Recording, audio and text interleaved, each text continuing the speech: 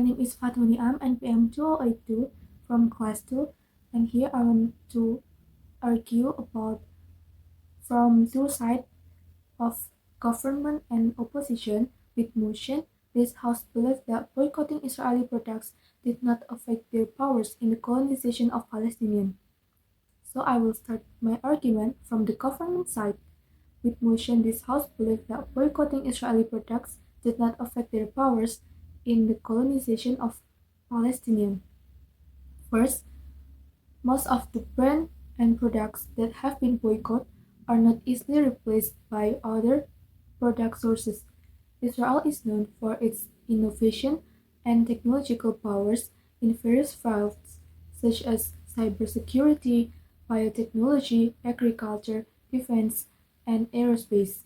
All of these products and services are in high demand and few alternatives in global market. Therefore, even if some resource even if some consumers or countries decide to boycott Israeli products, it may not affect the overall circumstance, performance, and competitiveness of the Israeli company to Israeli economy. Then, Israel has strong trade ties with many strong countries, especially US or United States, that are unlikely to join the boycott activity. The next reason is the boycott may also hurt Palestinian economy, as many Palestinians depend on Israeli products and jobs for their livelihood.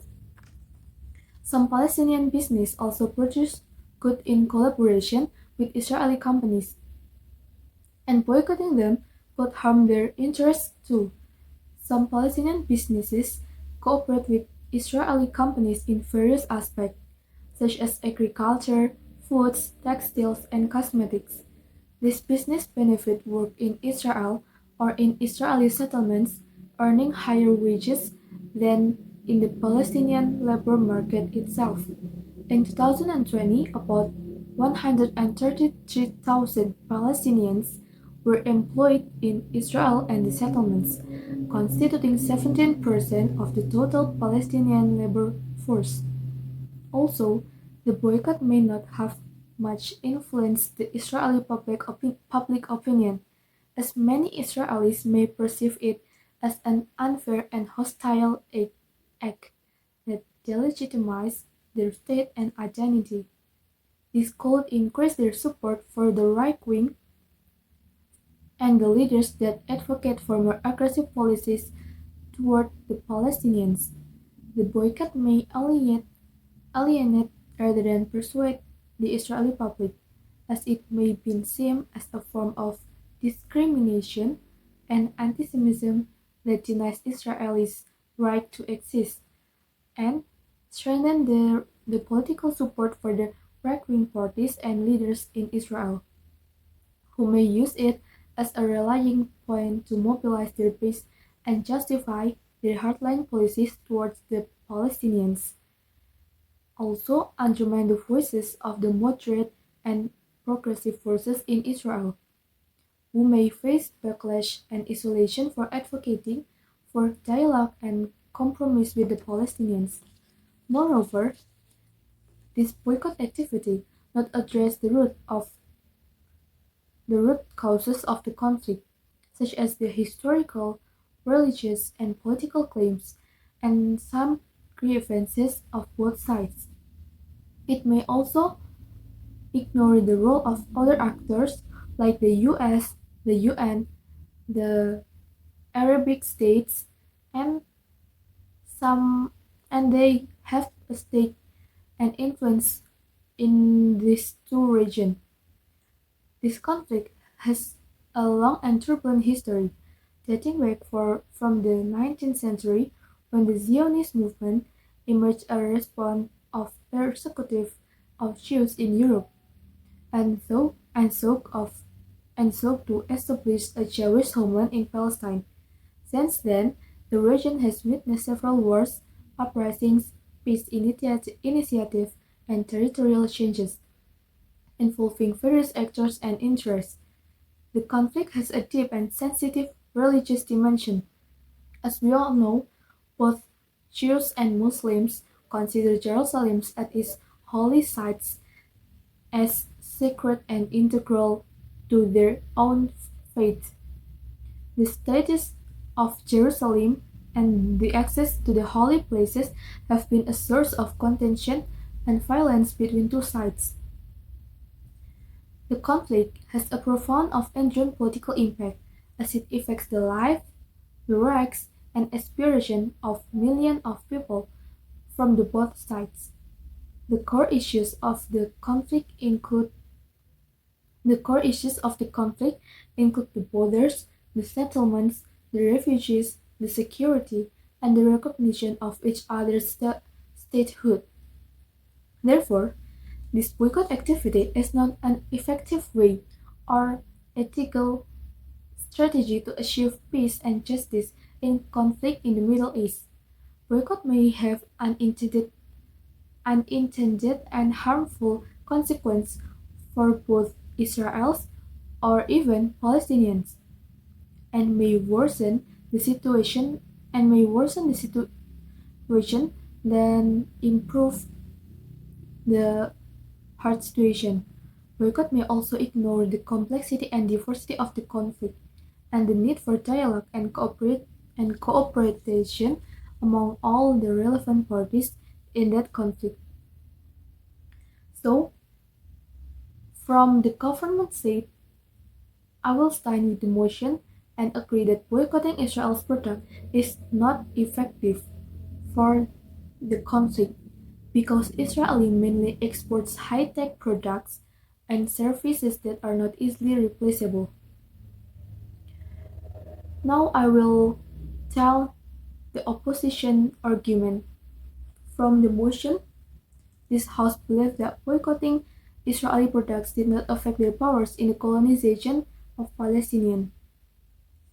First thing first, boycotting Israel products could reduce Israel's exports and foreign direct investment, leading to lower economic growth and employment, because it could decrease the demand for Israeli goods and services in the global market, especially in sectors that are sensitive to consumer preferences such as tourism, agriculture, and non-complex manufacturing. And it could discourage foreign investors from doing business with Israel, as they may face legal, reputational, or operational risk or pressure from activists and civil society groups. And it also affects Israel's access to international markets, trade agreements, and financial institutions. If governments or organizations impose sanctions or restrictions on Israel, it also could reduce Israel's human capital and innovation potential. If academic, artists, and professionals boycott Israel or face obstacles to collaborate with their international counterparts. These four factors could negatively impact Israel's economic performance, as measured by indicators such as GDP, unemployment, inflation, and trade balance. Moreover, boycotting Israel products could damage Israel's reputation and international relations, affecting its diplomatic and security interests, because it could portray Israel as a pariah state that violates human rights and international law, and erode its legitimacy and moral standing in the worldwide. It could alienate Israel from allies and parties, especially in Europe and the United States, and weaken its diplomatic leverage and influence on regional and global issues. It also could embolden Israel's enemies and adversaries such as Iran, Hezbollah, and Hamas, and increase the threats and challenges to its security and survival. It could undermine Israel's cultural and academic ties and exchanges with other countries and civilizations, and isolate it from the global community of ideas and values.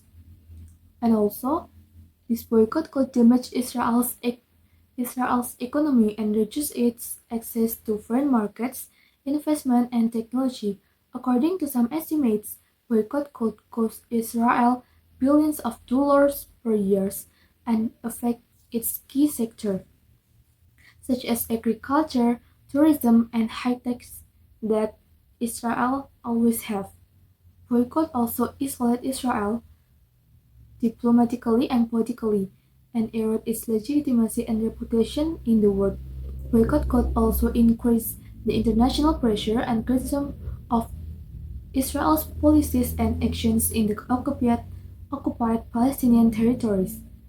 Boycott could increase Israel's sense of vulnerability and siege mentality, and make it more defensive and aggressive. Boycott could also fuel the nationalist and extremist sentiments in Israel and undermine the prospect for dialogue and peace with the Palestinians and other regional actors.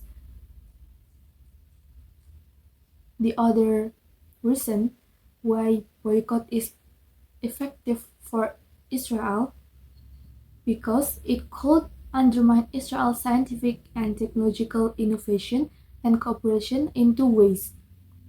First, boycott could limit Israel's collaboration and exchange with international scientific institutions that are crucial for its academic excellences and innovation.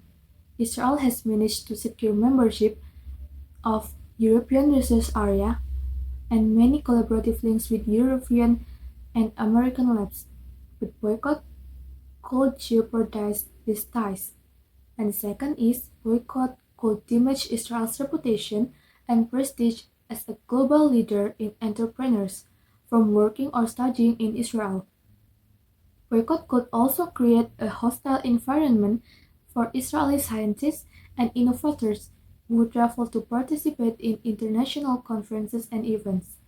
Therefore, boycott is a serious threat to Israel's economic, political, and social well-being. As I, from the opposition side, tell, it could have far-reaching consequences for Israel's future. Thank you.